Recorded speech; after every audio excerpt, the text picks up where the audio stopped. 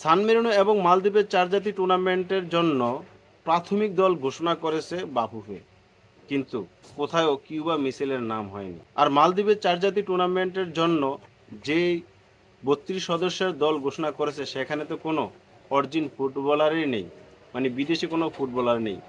তবে এই দল নিয়ে কি আপনি শিরোপা অর্জন করতে পারবেন? ভক্তরা কিন্তু হতাশ। এই দলের মধ্যে যারা রয়েছে তাদেরকে দেখে কোনো ভক্তই কিন্তু খুশি না। মানে ফুটবল ফ্যানরা বলতেছে এই টুর্নামেন্টে, বাংলাদেশ ফুটবল ফ্যানরা বলতেছে মালদ্বীপে এই 4 জাতি টুর্নামেন্টে বাংলাদেশ অনেক বাজে খেলবে। তবে শাহিন বলতেছে ভিন্ন কথা। লিগে যারা অসাধারণ পারফরমেন্স করেছে এবং প্রতিভাবান খেলোয়াড়দের নিয়েই এই দলটা গঠন করেছে। অন্যতম সেরা খেলোয়াড় রয়েছে গোলকিপার শ্রাবণ এবং সৌরভ আল আমিন, পিয়াস নোভা এবং মিঠু চৌধুরীর মতো অনেক চেষ্টা করেছিল যে এখানে অন্তপক্ষে 3-4 জন বিদেশি খেলোয়াড় যাতে থাকে। শাহিনের কথা এটাই বোঝা গিয়েছে। সে অনেকেরটা ব্যাখ্যা দিয়েছে যে কি কারণে তারা আসতে পারেনি, কিন্তু কিউবা মিচেলকে নিয়ে সে বলছে ভিন্ন কথা। কেন কিউবা মিচেলকে এই 4 জাতি টুর্নামেন্টে রাখা হয়নি এই ব্যাপারে সে কিছুই জানে না।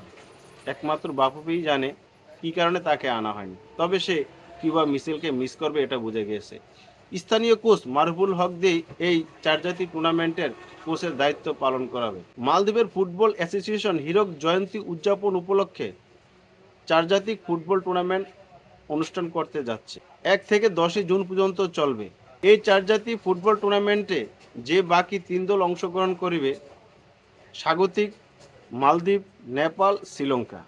যতই বলা হোক যে এটা জাতীয় দল, কিন্তু না, এটা হচ্ছে অলিম্পিক অনূর্ধ্ব 23 দল।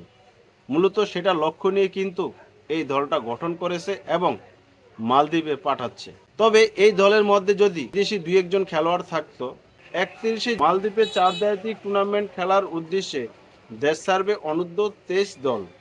এই দলের জন্য অনেক দোয়া এবং শুভকামনা রইল। এই টুর্নামেন্টে যদি বাংলাদেশ ভালো কিছু নাও করতে পারে, তবে আমি আশাবাদী এই টুর্নামেন্ট কাজে লাগিয়ে অলিম্পিকে যখন বাংলাদেশ এই দলটা খেলতে যাবে সেখানে ভালো রেজাল্ট বয়ে আনবে। আপনি কি এমনটাই মনে করেন? অবশ্যই এই ভিডিও নিচে কমেন্ট করে জানাতে পারেন। আর এই দলটা নিয়ে আপনার মূল্যবান মতামতটা বলে যাবেন।